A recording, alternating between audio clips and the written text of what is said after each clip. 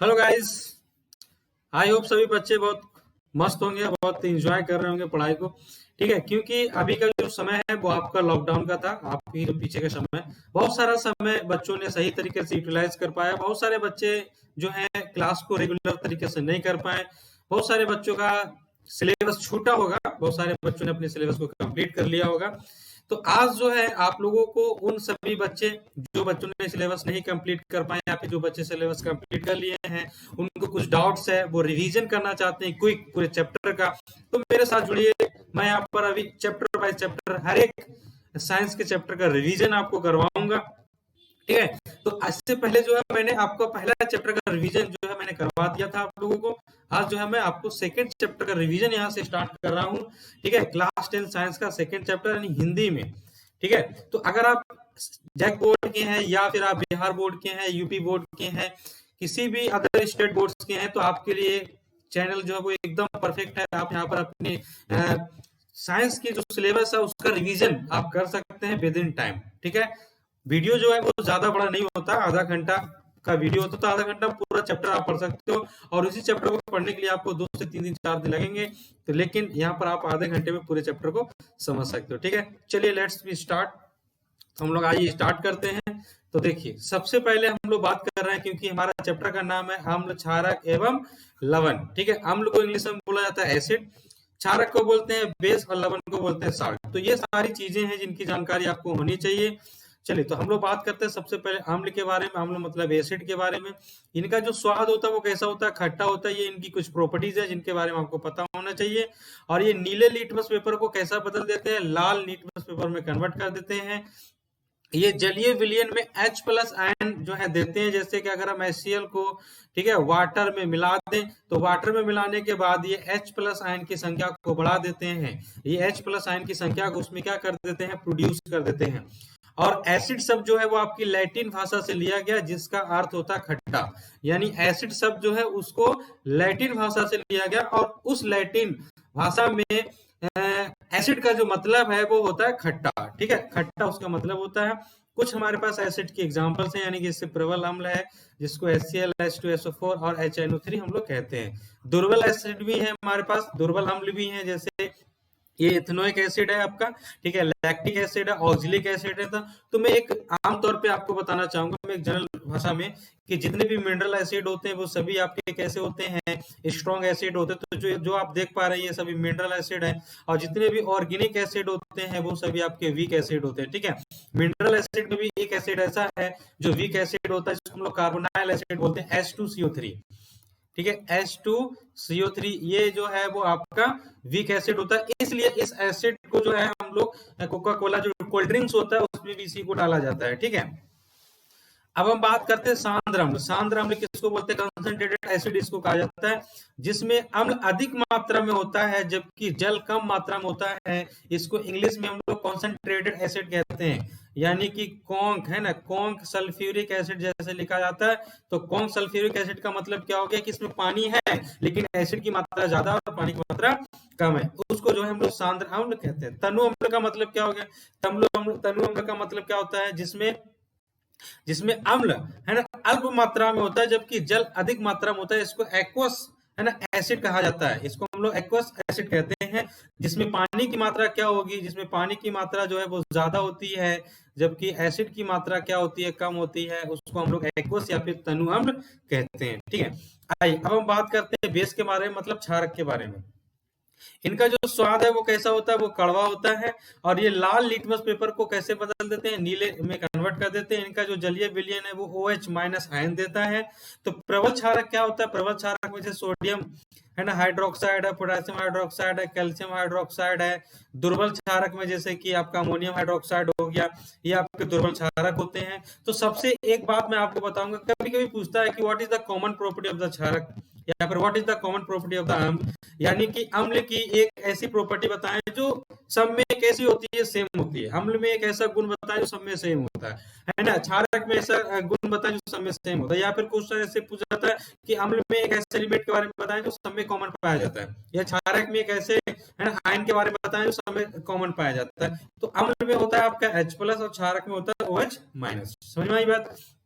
क्षारक में आपका OH minus पाया जाता है, क्षारक में जो है वो आपका OH माइनस पाया जाता है, जबकि अम्ल जो है उसमें H प्लस आयन आपका कॉमन पाया जाता है। ठीक है, चलिए उसके बाद है आपका क्षार।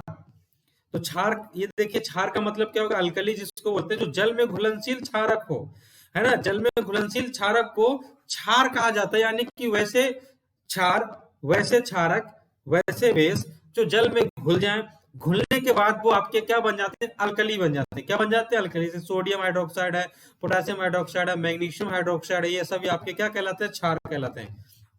साल्ट मतलब नमक किसको कहते हैं, यानी है ना, लवण किसको कहते हैं, लवण। लवण अम्ल व क्षार की परस्पर अभिक्रिया से प्राप्त होते हैं, यानी कि अम्ल।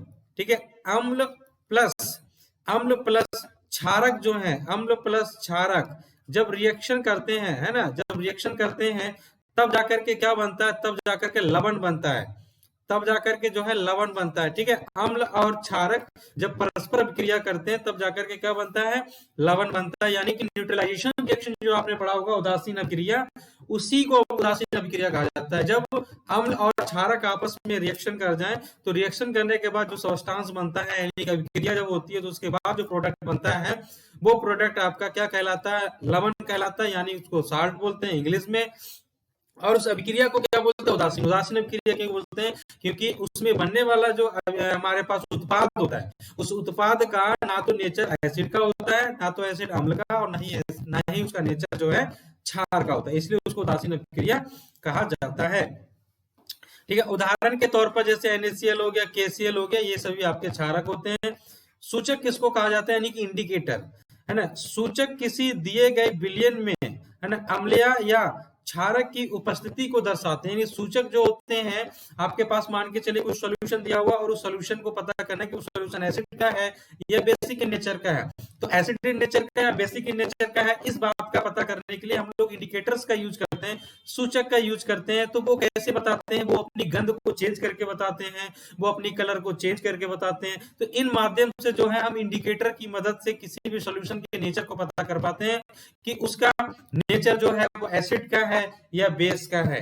ठीक है, कभी कभी ऐसे क्षारक होते हैं जिनकी गंध बताती है चेंज होने के बाद, कुछ कुछ क्षारक ऐसे होते हैं, सॉरी, कुछ कुछ सूचक ऐसे होते हैं जिनका कलर चेंज होता है, और कुछ कुछ सूचक ऐसे होते हैं जिनकी गंध जो है चेंज हो जाती है, तब हमसे उनको पता चल जाता है। जैसे मैंने लिखा है, रंग या गंध अम्लीय या क्षारक माध्यम में बदल जाता है, रंग बदल जाएगा या उसका गंध बदल जाता है अम्ल या क्षारक की स्थिति में। ठीक है, देखिए सूचक के प्रकार, एक तो होता है प्राकृतिक सूचक, एक होता है कृत्रिम सूचक। कृत्रिम सूचक मतलब कहने क्या हो गया, जो आपको बनाया जाता है, मैडमेड सूचक जिसको कहा जाता है, और एक होता है आपका गंधीय सूचक।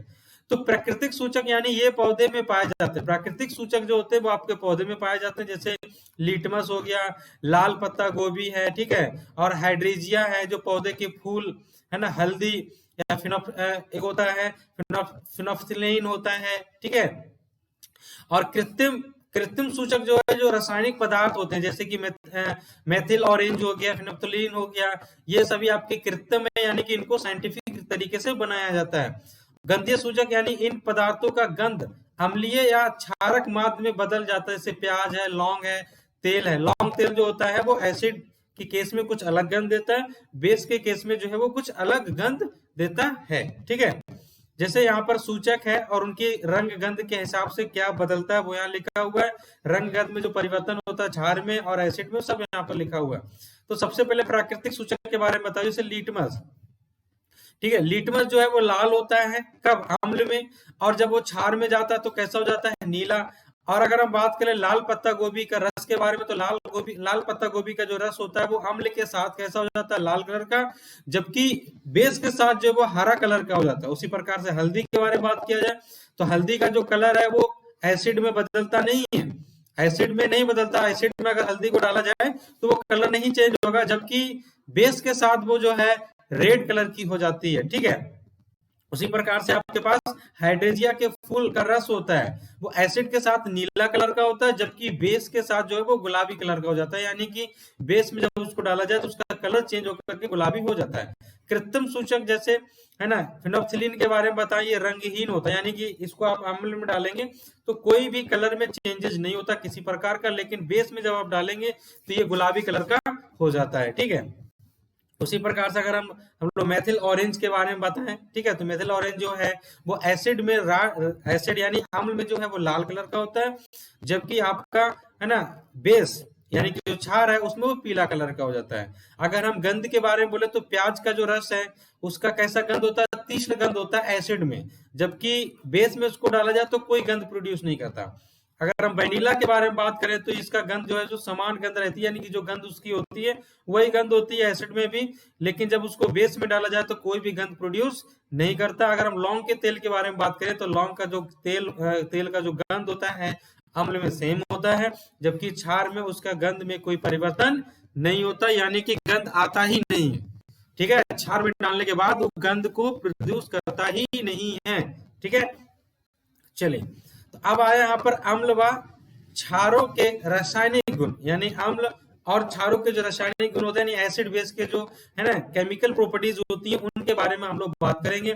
तो धातु की अभिक्रिया, अगर हम धातु की अभिक्रिया के बारे में बात करें तो अम्ल जो है वो धातु के साथ अभिक्रिया करता है, और धातु के साथ जब अभिक्रिया करेगा तो लवण बनाएगा और हाइड्रोजन बनता है। तो आपको पता होना चाहिए, जैसे अम्ल HCl, ये धातु है ZnCl2 बना और ये हाइड्रोजन गैस निकला। क्षारक जो है वो भी धातु के साथ रिएक्शन करेगा, लवण बनाता है और क्या बनाएगा, हाइड्रोजन बनाएगा, यानी कि साल्ट बनाएगा और हाइड्रोजन गैस बनाता है। जैसे सोडियम हाइड्रोक्साइड है, ये जिंक के साथ रिएक्शन करके क्या बना रहा है, Na2ZnO2 बना रहा है, यानी सोडियम जिंकेट बनाता है और हाइड्रोजन गैस भी बाहर निकलती है। ठीक है, पॉप टेस्ट किया जाता है, हाइड्रोजन गैस बाहर निकल रही है नहीं निकल रही, इसका पॉप टेस्ट किया जाता है। जब आप लेबोरेटरी में जाएंगे तो आप देखेंगे कि वहां पर जो हाइड्रोजन गैस निकलती है उसको अगर उसने माचिस से चलाया तो जो गैस है वो पॉप साउंड क्या करता है, प्रोड्यूस करता है। ठीक है, हाइड्रोजन गैस के निहित प्रणाली के पास जब एक जलती हुई मोमबत्ती लाई जाती है तो पॉप की ध्वनि उत्पन्न होती है, और इस टेस्ट को हाइड्रोजन की उपस्थिति के दर्शाने के लिए प्रयोग करते हैं, यानी कि उसमें हाइड्रोजन गैस है या नहीं इस चीज का पता करने के लिए हम लोग उसको आग को लगाते हैं और वो जो अपने पॉप साउंड को प्रोड्यूस करता है। ठीक है, अब हम बात करते हैं धातु कार्बोनेट तथा धातु बाइकार्बोनेट की अभिक्रिया, यानी धातु का कार्बोनेट, जैसे अगर हम बात करें कैल्शियम का कार्बोनेट हो गया। ठीक है, बाइकार्बोनेट का मतलब होता है सोडियम बाइकार्बोनेट। ठीक है, उस प्रकार के साथ अगर हम अम्ल का या क्षार का रिएक्शन करवाएं तो कैसा होगा। अम्ल के साथ में देखिए, अम्ल है ये धातु का कार्बोनेट है तो लवण बनाएगा, कार्बन डाइऑक्साइड बनाएगा और जल बनाएगा। जैसे HCl है, हमने सोडियम कार्बोनेट के साथ इसका रिएक्शन कराया तो ये क्या बना, NaCl बना। ठीक है, कार्बन डाइऑक्साइड बना और वाटर भी बाहर निकला।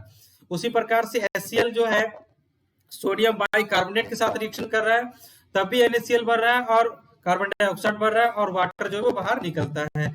चूने के पानी का टेस्ट, चूने का जो पानी होता है वो किस कलर का होता है, आइए उसके बारे में भी बात करते हैं। तो उत्पादित कार्बन डाइऑक्साइड को चूने के पानी में प्रवाहित करने पर पानी दूधिया हो जाता है, यानी कि जो उत्पादित कार्बन डाइऑक्साइड होता है उसको अगर हम चूने के पानी में ले जाकर उसको घोल दें या फिर मिला दें तो पानी जो है वो आपका दूधिया कलर का हो जाता है, यानी कि एकदम सफेद हो जाता है, एकदम सफेद अवक्षेप उसमें बनने लगते हैं। जैसे कैल्शियम हाइड्रोक्साइड है, इसको अगर कार्बन डाइऑक्साइड के साथ मिला दिया जाए तब ये जो है बन जाता है आपका कैल्शियम कार्बोनेट, और कैल्शियम कार्बोनेट जो है वो कैसा होता है, वो होता है आपका सफेद कलर का, एकदम दूधिया कलर का होता है, और ये होता है आपका वाटर। जैसे आपने सुना भी होगा कि कैल्शियम मोनोऑक्साइड को जब पानी में घोला जाता है तो वो बनाता है कैल्शियम हाइड्रोक्साइड। ठीक है, क्या बनाएगा आपका, कैल्शियम हाइड्रोक्साइड बनाता है। ठीक है, और कैल्शियम हाइड्रोक्साइड तो बनाएगा ही, साथ में आपका हाइड्रोजन गैस बोलिए जो है वो बाहर निकलता है, यानी ऑक्सीजन गैस जो है वो बाहर निकल जाता है। उसी प्रकार से अगर ये जो कैल्शियम हाइड्रोक्साइड है, ये जो कैल्शियम हाइड्रोक्साइड है जब ये कार्बन डाइऑक्साइड के साथ रिएक्शन करता है तो क्या बनाता है, कार्बन डाइऑक्साइड के साथ रिएक्शन करने के बाद ये आपका कैल्शियम कार्बोनेट बनाता है, और कैल्शियम कार्बोनेट जो है ये आपका मार्बल, ठीक है, जो मार्बल होती है ना जो जमीन पे लगाई जाती है उसका फार्मूला होता है। मार्बल कैसा होता है, व्हाइट कलर का होता है, इसलिए भी व्हाइट कलर का हो जाता है। ठीक है, तो अधिक मात्रा में CO2 प्रभावित करने पर, अगर अधिक मात्रा में हम CO2 को डाल दें तो क्या बनेगा, तो अधिक मात्रा में अगर हम कैल्शियम कार्बोनेट के साथ CO2 को मिला दें तब जो है वो सोडियम बाइकार्बोनेट बना देता है, यानी कि जल में घुलनशील एक्वस सब्सटेंस प्रोड्यूस हो जाता है। ठीक है, अम्ल एवं क्षारक की परस्पर अभिक्रिया को देखा जाए तो अम्ल और क्षारक जब परस्पर अभिक्रिया करते हैं तो लवण प्लस जल बनता है, यानी इसी को हम लोग उदासीनीकरण अभिक्रिया भी कहते हैं। देखो लिखा हुआ भी उदासीनीकरण अभिक्रिया, जब अम्ल द्वारा क्षारक को है ना, क्षारक का प्रेक्षित प्रभाव तथा क्षारक द्वारा अम्ल का प्रभाव समाप्त हो जाता है और परिणाम स्वरूप लवण और जल प्राप्त होते हैं तो उदासीन अपक्रिया होती है, यानी कि उसे उदासीन अपक्रिया कहते हैं। जैसे अगर हम बात करें HCl, ठीक है, और सोडियम हाइड्रोक्साइड का, तो ये जब ये रिएक्शन करेगा तो क्या बनाएगा, NaCl, और यहाँ से निकालता है वाटर। तो ये जो बना ये आपका क्या हो गया, ये होगा आपका साल्ट, जिसको हम लोग क्षारक कहते हैं, और ये हुआ आपका वाटर। उदाहरण है जैसे सोडियम हाइड्रोक्साइड HCl, जैसा कि मैंने एग्जांपल के तौर पे आपको बताया। तो प्रबल अम्ल और दुर्बल क्षारक जब मिलता है तो लवणीय यानी कि अम्लीय लवण बनता है, यानी कि जो साल्ट होता है वो आपका एसिडिक इन नेचर होता है। ये बहुत इंपॉर्टेंट बात है, इसको तो आपको याद रखना ही पड़ेगा।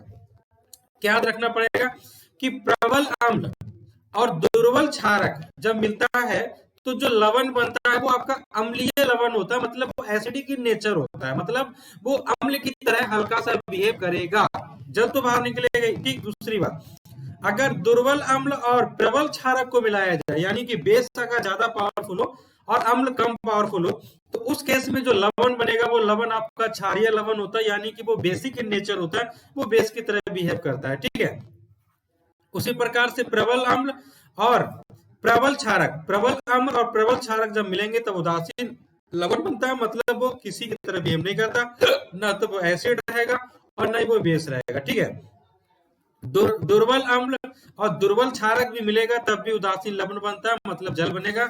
उस केस में भी ना तो वो एसिड की तरह बिहेव करता है और ना ही वो बेस की तरह बिहेव करता है। ठीक है, अम्लों के साथ है ना धात्विक ऑक्साइड की अपक्रिया। धात्विक ऑक्साइड कहने का मतलब हो गया, जैसे सोडियम ऑक्साइड के बारे में अगर आप बात करें, सोडियम ऑक्साइड है, कैल्शियम मोनोऑक्साइड है। ठीक है, धात्विक ऑक्साइड का अपक्रिया अगर अम्ल और क्षार के साथ कराया जाए तो क्या होगा, चलिए आइए देखते हैं। धात्विक ऑक्साइड का रिएक्शन अम्ल के साथ कराएंगे तो लवण बनेगा और जल बनेगा। जैसे calcium copper monoxide, copper oxide है, तो कॉपर ऑक्साइड का जब हाइड्रोजन क्लोराइड के साथ रिएक्शन कराएंगे तो CuCl2 बनेगा और H2O जो है वो बाहर निकलता है।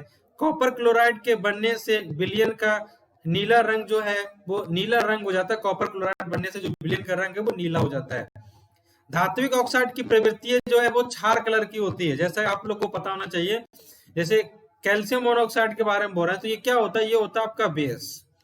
क्या होता है, ये बेस होता है। उसी प्रकार से कार्बन डाइऑक्साइड के बारे में अगर हम बात करें तो ये किस नेचर का होता है, ये होता है आपका एसिडिक इन नेचर, यानी अम्ल के नेचर का होता है। जितने भी नॉन मेटल है उन सब के ऑक्साइड आपके जो है वो आपके एसिडिक इन नेचर होते हैं, जबकि मेटल के जो ऑक्साइड है वो आपके बेसिक इन नेचर के होते हैं। इन सबको भी आप याद रखें। ठीक है, जैसे कॉपर ऑक्साइड है, मैग्नीशियम ऑक्साइड है, ठीक है, ये सभी जो है वो आपके बेसिक इन नेचर के होते हैं। ठीक, चलो अब हम बात करते हैं धात्विक ऑक्साइड की, है ना, क्षारों के साथ अपक्रिया। अगर धात्विक ऑक्साइड का क्षार के साथ रिएक्शन करे तो क्या बनेगा, लवण बनेगा और वाटर बाहर निकलेगा। ठीक है, ये हो गया आपका धात्विक ऑक्साइड, सॉरी अधात्विक ऑक्साइड।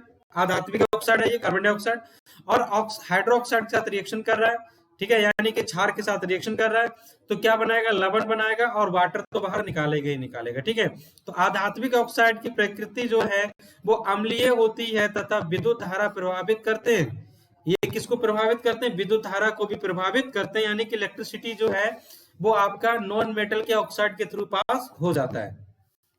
जलीय विलयन में अम्ल और क्षारक, जलीय विलयन में अम्ल और क्षारक की क्या प्रवृत्ति हो, चलिए बात करते हैं। तो जल की उपस्थिति में अम्ल जो है वो H+ आयन को प्रोड्यूस करता है।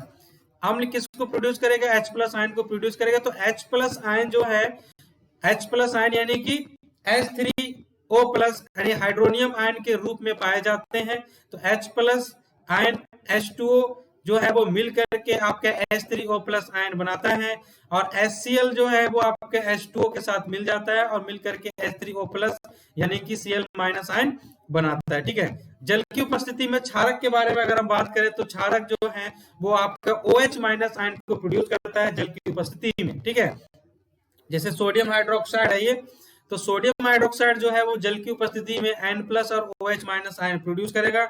उसी प्रकार से मैग्नीशियम हाइड्रोक्साइड जो है वो भी आपका Mg2+ और OH- जो है प्रोड्यूस करता है। ठीक है, आगे बढ़ते हैं। सभी क्षारक जल में घुलनशील नहीं होते हैं, इसको आप याद रखें। जितने भी क्षारक है वो सभी आपके जल में नहीं घुलते हैं। जल में घुलनशील क्षारक को है ना, क्षार कहते हैं। जो जल में घुल जाता है उसको क्षार यानी कि अल्कली कहते हैं। और सभी क्षार क्षारक होते हैं, यानी कि सभी क्षार जो है, यानी सभी अल्कली जो है वो आपके क्षारक होते हैं, और सभी क्षारक क्षार नहीं होते। इस बात को भी आप नोट करके याद रखें, ठीक है। कॉपी में आप जरूर लिखें इन सब चीजों को। जल के साथ अम्ल या क्षारक को मिलाते समय, जल के साथ हम लोग अम्ल को मिलाएं या क्षार को मिलाएं, तो मिलाते समय सावधानी हमको बरतनी चाहिए। हमेशा अम्ल या क्षारक को ही जल में मिलाना चाहिए। जल में अगर आप मिला रहे हैं तो अम्ल या क्षारक को जल में मिलाइए, ना कि जल को आप अम्ल या क्षारक में मिला रहे हो, ठीक है। और मिलाते समय जो है लगातार उसे हिलाते रहना चाहिए, क्योंकि यह प्रक्रिया अत्यंत ऊष्माक्षेपी होती है, यानी कि एक्सोथर्मिक होती है। इसमें हीट बहुत जो है वो बाहर निकलता है। देखिए क्या लिखा है, इन्होंने लिखा है कि जल में अम्ल, तो जल में अम्लों को क्या लिखा है, क्रॉस। तो अम्ल जल में जो है आप अम्ल को मिलाएं, ना कि अम्ल में जल को मिलाएं। तो इसलिए उन्होंने इसको क्या किया, टिक किया, टिक, यानी कि ये सही है। सांद्र अम्ल, सांद्र अम्ल में, सांद्र अम्ल का मतलब होता है कॉन्सेंट्रेटेड एसिड, ठीक है। कॉन्क एसिड जिसको बोलते हैं। अम्ल में जल मिलाने पर उत्पन्न हुई ऊष्मा के कारण, है ना, मिश्रण असफलित होकर बाहर आ सकता है। यानी कि अगर बहुत ज्यादा एनर्जी बाहर निकली तो हो सकता है जो मिश्रण है, जो सॉल्यूशन है, जो कंपाउंड्स है, जो मिक्सचर है, वो आपका बाहर आ सकता है और आपको हार पहुंचा सकता है, तथा आप जल सकते हैं। साथ ही अत्यधिक स्थानीय ताप के कारण कांच का जो पात्र है वो भी टूट सकता है, ठीक है, क्योंकि बहुत ज्यादा हीट हो जाएगा तो टूट भी जाएगा। जल को अम्ल में डालने से क्या होगा, यानी कि जल को अगर अम्ल में डालें तो क्या होगा, मिश्रण असफलित होकर के बाहर आ सकता है, और स्थानीय ताप के कारण कांच जो है वो टूट सकता है, और टूटेगा तो आपको हार्मफुल भी हो सकता है, आपको हार्म भी पहुंच सकता है, ठीक है। चलिए अब हम बात करते हैं आगे। अम्ल जो है वो धातु के साथ मिलकर के लवण प्लस हाइड्रोजन गैस निकालता है, ये आपने पढ़ा। ये अम्ल की अभिक्रियाएं हैं। और लवण प्लस जल, है ना, लवण प्लस जल यानी कि धात्विक ऑक्साइड के साथ बनता है, आपको पता होना चाहिए। सेम उसी प्रकार से यहाँ क्या लिखा हुआ कि धातु कार्बोनेट के साथ, ठीक है, धातु कार्बोनेट के साथ जब रिएक्शन कराया जाता है तो लवण प्लस कार्बन डाइऑक्साइड प्लस जल बनता है। सेम उसी प्रकार से क्षारक के बारे में लिखा है इन्होंने कि लवण प्लस जल बनेगा कब, जब क्षारक के साथ रिएक्शन करवाया जाता है अम्ल का, तब भी। और धातु कार्बोनेट के साथ अम्ल का रिएक्शन करवाया जाएगा तो क्या बनेगा, आपका लवण बनेगा, कार्बन डाइऑक्साइड बनता है और जल भी बनता है। ये सभी याद रखें। क्षारक की अभिक्रियाएं, तो क्षारक की अभिक्रिया धातु के साथ कराया जाए तो लवण बनता है और हाइड्रोजन गैस बाहर निकलता है। उसी प्रकार से, है ना, धात्विक ऑक्साइड के साथ कराने पर क्या बनता है, लवण प्लस जल बनेगा। और धातु कार्बोनेट के साथ रिएक्शन करवाया जाएगा तो कोई भी अभिक्रिया जो है नहीं होती है क्षार की, ठीक है। धातु कार्बोनेट के साथ अगर रिएक्शन कराया जाए तब भी कोई अभिक्रिया क्षार नहीं करता है। कहने का मतलब क्या हो गया, कहने का मतलब है कि सोडियम, ठीक है, सोडियम हाइड्रोक्साइड जो है, अगर हम जैसे मान के चलिए हम रिएक्शन करवा रहे हैं Na2CO3 के साथ, तो ये रिएक्शन नहीं करेगा। ये क्या लिखाएगा, नो रिएक्शन लिखाएगा, क्योंकि ये रिएक्शन नहीं करता। इस चीज को भी आप याद रखें, ठीक है। अम्लों व क्षारक में समानताएं, तो सभी अम्ल जो है उसमें H प्लस आयन होते हैं, ये मैंने ऑलरेडी आपको शुरू में ही बताया। और सभी क्षारक जो है उसमें H प्लस आयन पाए जाते हैं। जितने भी अम्ल है सब में H प्लस आयन, और जितने भी क्षारक है उसमें OH माइनस पाया जाता है। जब कोई अम्ल या क्षारक जल में मिलाया जाता है तो ये तनुकृत हो जाता है, यानी जल में मिलने पर आयन की जो सांद्रता है H3O प्लस या फिर HOH माइनस में प्रति इकाई आयतन की कमी हो जाती है, ठीक है। प्रति इकाई आयतन की क्या हो जाती है, कमी हो जाती है। यानी कि जब हम लोग किसी एसिड को, जैसे HCl है, अगर हम इसको वाटर में मिलाएंगे तो इसमें जो आयन्स हैं H प्लस हैं उसकी क्या हो जाती है, कमी हो जाती है, ठीक है। इसलिए इसको हम लोग एक्वस अम्ल यानी कि तनु अम्ल या फिर एक्वस एसिड इसको कहा जाता है, ठीक है। आइए अब हम आगे बात करते हैं, यानी सार्वभौम सूचक जिसको यूनिवर्सल इंडिकेटर कहा जाता है ना। अनेक सूचकों का मिश्रण होता है ये जो है अनेक सूचकों का मिश्रण होता है। यह सूचक किसी बिलियन में हाइड्रोजन आयन की विभिन्न सांद्रता को विभिन्न रंगों के द्वारा प्रदर्शित करता है, ठीक है। यानी कि कोई बिलियन है, उसमें H प्लस आयन की जो सांद्रता होती है, अगर बहुत ज्यादा उसमें H प्लस आयन की सांद्रता है तो उसका कलर कुछ अलग होगा, अगर उसमें H प्लस आयन की सांद्रता कम है तो उसका कलर कुछ अलग होगा, ठीक है।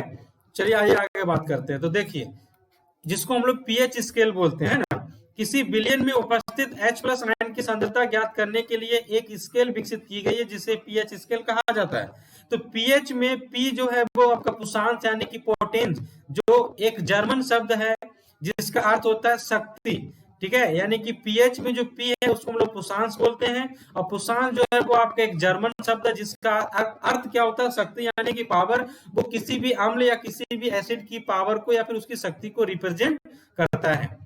जैसे पीएच वैल्यू 7 है तो उसको उदासीन विलयन बोलते हैं। पीएच की वैल्यू अगर 7 से कम है तो वो अम्लीय विलयन कहलाता। पीएच की वैल्यू 7 से ज्यादा है तब वो क्षारीय विलयन आपका कहलाएगा। और यह स्केल आपका 0 से लेकर के 14 तक जाता है, जिसके लिए आपको उपयोग किया जाता है। मैं फिर से बता देता हूं, पीएच स्केल का उपयोग किस लिए किया जाता है। पीएच स्केल का उपयोग किया जाता है किसी विलयन में H+ आयन की सांद्रता को ज्ञात करने के लिए, यानी कि किसी विलयन में H+ आयन की सांद्रता कितनी है या फिर OH- की सांद्रता कितनी है, उस चीज का पता करने के लिए जो है हम लोग पीएच स्केल का प्रयोग करते हैं। तो पीएच में जो पी है उसका मतलब होता है पुषांश, और पुषांश जो है वो जर्मन शब्द है जिसका अर्थ होता है शक्ति, ठीक है। तो अब आप समझ रहे होंगे कि H+ आयन जो है, ठीक है, देखिए ये इधर की तरफ बढ़ रहा है तो ये कैसे हो गया, प्रबल अम्ल है। इधर की तरफ जो घटता है यानी कि जब H+ आयन की संख्या घटेगी, मतलब 7 की तरफ जब बढ़ेगी तो H+ आयन की संख्या जब 7 की तरफ बढ़ती है तो वो दुर्बल अम्ल यानी कि ऑर्गेनिक एसिड की तरफ बढ़ता है। जब वो 0 के करीब बढ़ता है तो प्रबल अम्ल यानी कि इनऑर्गेनिक एसिड की तरफ बढ़ता है, यानी कि मिनरल एसिड्स की तरफ बढ़ता है। सेम उसी प्रकार से दुर्बल क्षार जैसे अमोनियम हाइड्रोक्साइड है, और प्रबल क्षार जो है वो sodium hydroxide, potassium hydroxide, calcium hydroxide है। क्योंकि प्रबल क्षार किसको कहा जाता है, जो आपके किधर हो 14 के करीब हो वो प्रबल क्षार होते हैं, और जिनकी वैल्यू, जिनका पीएच मान 7 के करीब हो वो आपके दुर्बल क्षार होते हैं, ठीक है। तो इधर देखिए इन्होंने क्या लिखा है, बढ़ती हुई अम्लीय प्रकृति है। इधर अम्ल की प्रकृति बढ़ रही है जबकि इधर अम्ल की प्रकृति घट रही है। उसी प्रकार से इधर क्षार की प्रकृति घटती है जबकि इधर क्षार की प्रकृति बढ़ती है, ठीक है ना। आई होप समझ में आया होगा। तो दैनिक जीवन में पीएच का क्या महत्व है, दैनिक जीवन में पीएच का बहुत महत्व है। यानी पौधे एवं पशु पीएच के प्रति संवेदनशील होते हैं। यानी पौधे और पशु जो है वो पीएच स्केल के प्रति संवेदनशील होते हैं। हमारा यानी हमारा शरीर जो है वो 7.0 से 7.8 पीएच पारस यानी रेंज के बीच कार्य करता है। 7 पॉइंट से कम हो जाएगा तो एसिडिक हमारा बॉडी हो जाता है, जिसमें बहुत सारा पेन, उल्टी, वोमिटिंग होने लगती है। और 7.8 से ज्यादा हो जाएगा तो आपका जो है वहां पर बेस की मात्रा बढ़ जाती है, ठीक है। वर्षा के जल का पीएच मान जो है वो 5.6 से कम हो जाती है तो उसे अम्लीय वर्षा कहा जाता है। यानी कि जो बरसात होती है उसकी पीएच स्केल की जो वैल्यू अगर 5.6 से कम हो जाए तो उसको हम एसिडिक रेन यानी कि अम्लीय वर्षा उसको कहते हैं, ठीक है। मिट्टी का पीएच, मिट्टी का जो पीएच यानी अच्छी उपज के लिए पौधों को एक पौष्टिक यानी कि एक विशिष्ट पीएच पारस की आवश्यकता होती है। यदि किसी स्थान की मिट्टी का पीएच कम या अधिक हो तो किसान उसमें आवश्यकता अनुसार अम्लीय या क्षारक पदार्थ मिलाते हैं। समझ में आई बात। यानी कि मिट्टी की अच्छी उपज के लिए पौधों को जो विशिष्ट होता है, पौधों की अच्छी उपज के लिए पीएच का वैल्यू की आवश्यकता होती है, उसको मेजर करना बहुत जरूरी होता है। अगर किसी किसान को पता चला कि मेरी मिट्टी का पीएच वैल्यू ज्यादा है या पीएच वैल्यू कम है तो वो उस वैल्यू को न्यूट्रलाइज करने के लिए, उस वैल्यू को उस लेवल तक लाने के लिए वो बहुत सारे केमिकल की आवश्यकता उसको पड़ती है, अम्लीय क्षारीय पदार्थ को मिलाता है, जिसे मिलाने से उसकी पीएच वैल्यू जो है वो सेम हो जाती है, ठीक है। हमारे पाचन तंत्र में भी जो है वो पीएच जो है बहुत महत्वपूर्ण निभाता है। जैसे हमारा उदर यानी कि स्टोमच हाइड्रोक्लोरिक अम्ल HCl उत्पन्न करता है। हमारा जो पेट है उसमें HCl निकलता है जो भोजन को पचाने में सहायता करता है। ऐसा नहीं है कि HCl है तो पेट खराब हो जाएगा, HCl आपका खाना पचाने में काम करता है।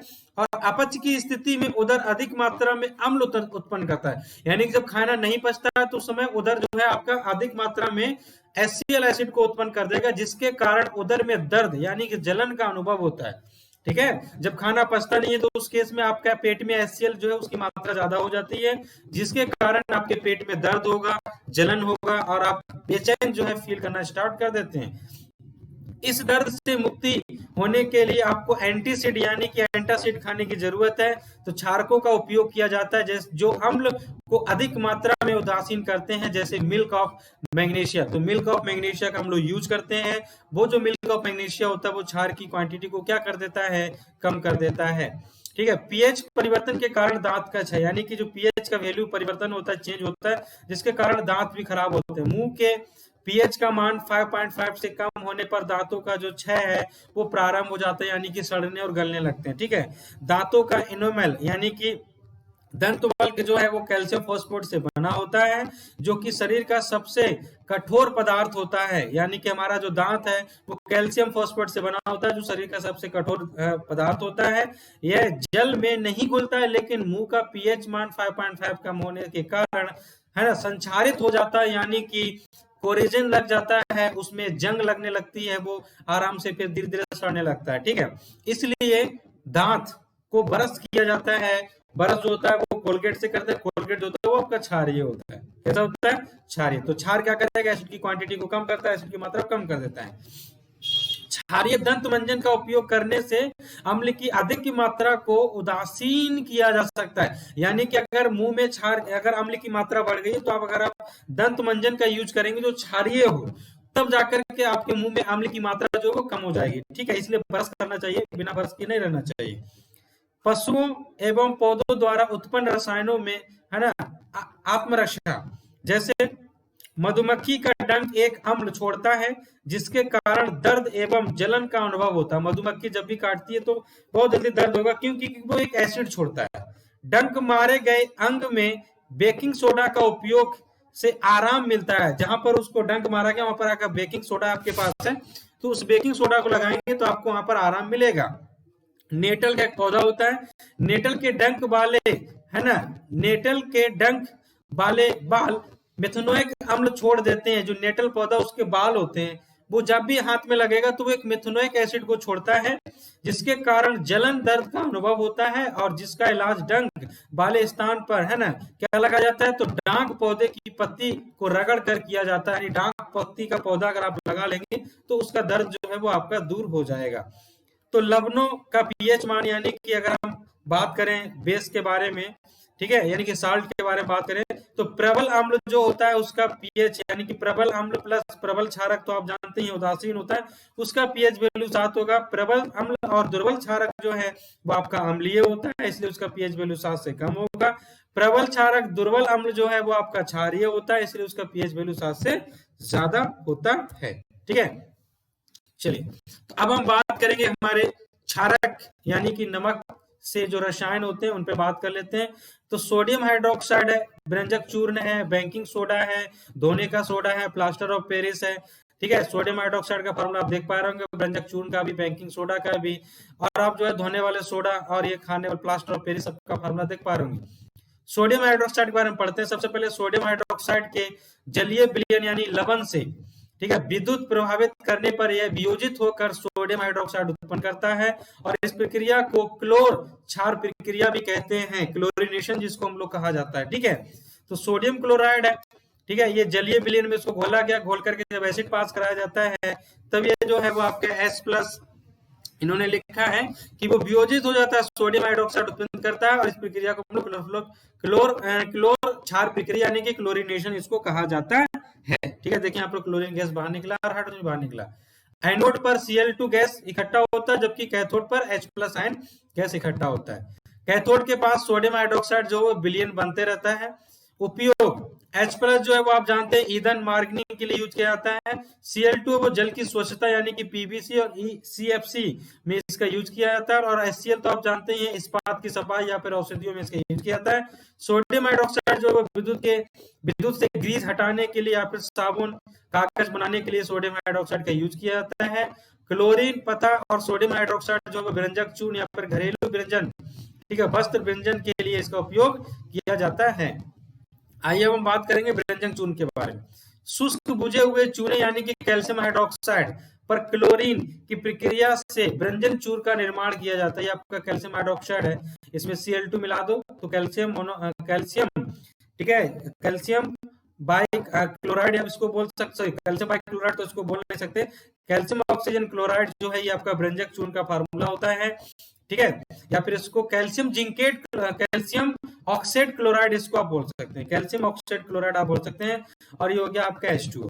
इसका उपयोग क्या किया जाता है? वस्त्र उद्योग में सूती, विलेन, के व्यंजन के लिए इसका यूज किया जाता है, और कागज की फैक्ट्री में लकड़ी के मज्जा के व्यंजक के रूप में इसका प्रयोग किया जाता है, और रासायनिक उद्योग में एक उपचाय के रूप में इसका प्रयोग किया जाता है, और पीने वाले जल को जीवाणुओं से मुक्त करने के लिए भी है ना व्यंजन चूर्ण का उपयोग किया जाता है।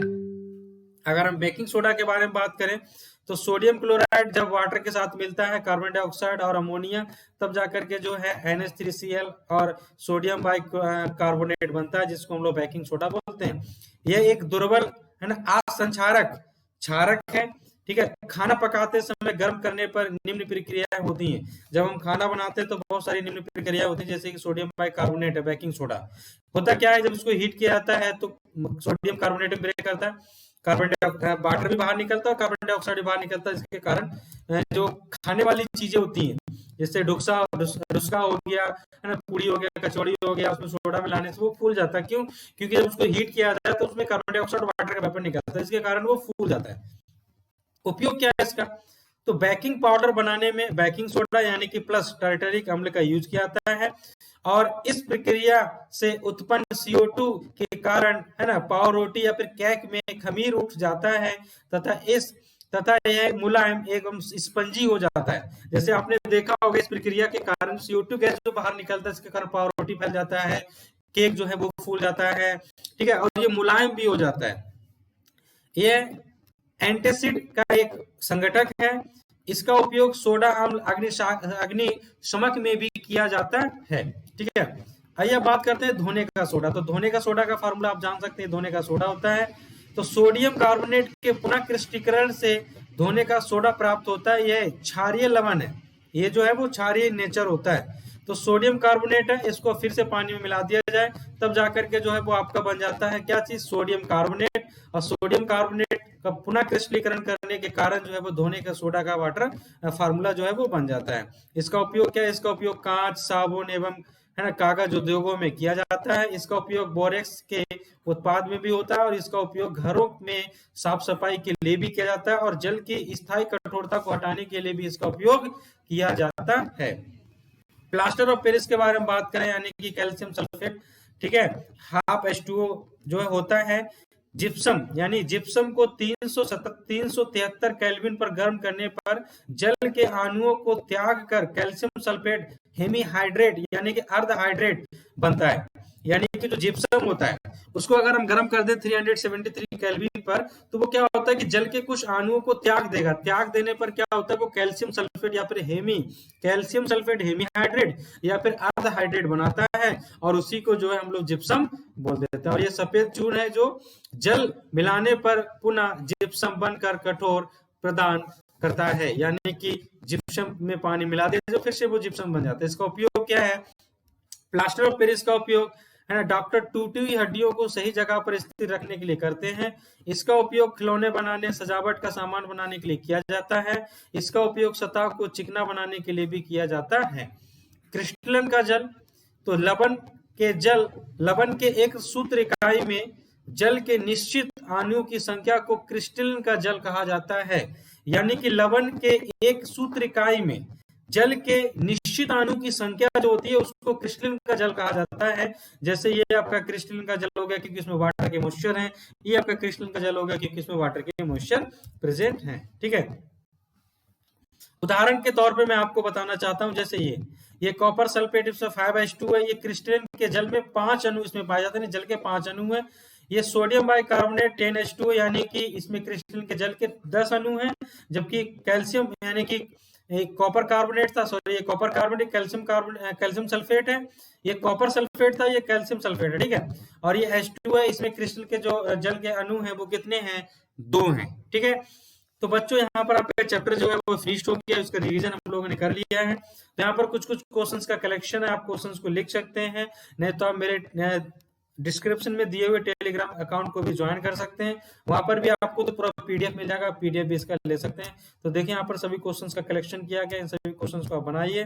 ठीक है, और एंजॉय कीजिए। आपको वीडियो कैसा लगा ये कमेंट में आप जरूर हमको बताएं। ठीक है, चलिए मिलते हैं हमारे नए वीडियो में, तब तक के लिए बाय। ठीक है, सभी बच्चों को गुड नाइट, बाय।